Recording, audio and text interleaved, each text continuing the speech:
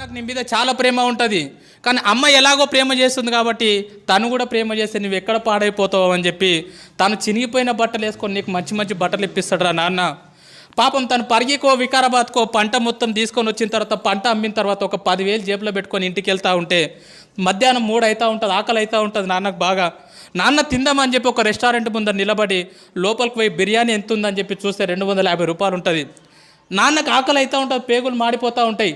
అరే నేను ఈ పూట 250 రూపాయలు పెట్టి బిర్యానీ తింటే నా ఒక్కరి కడుపు నిడుతుంది, అదే ఇంటికి ఏమన్నా తీసుకుపోయినా అనుకో నా పిల్లలు కూడా హ్యాపీగా తింటారని చెప్పి తన కడుపు మార్చుకొని ఇంటికి మీ నాన్న వస్తాడు బాస్. రియల్గా మన నాన్న హీరో కదా. ఎన్నోసార్లు ఒక్కసారి ఇంటికి వెళ్ళిన తర్వాత నాన్న నీతో ఫ్రీగా ఉంటే అడగండి, నాన్న నీకు ఎన్ని కష్టాలు ఉన్నాయని చెప్పి పెద్ద చిట్టా చెప్తాడు బాస్. ఎన్నో అప్పులు ఉన్నాయి నాన్నకు, ఎన్నో ప్రాబ్లమ్స్ ఉన్నాయి నాన్నకు. అమ్మ మీరు ఆడపిల్లలాగా పుట్టినరు, రియల్గా మీ అమ్మ నాన్నకు సెల్యూట్, మిమ్మల్ని చదివిపిస్తున్నారు. మీ రియల్గా సెల్యూట్ వాళ్ళకి. ఎందుకంటే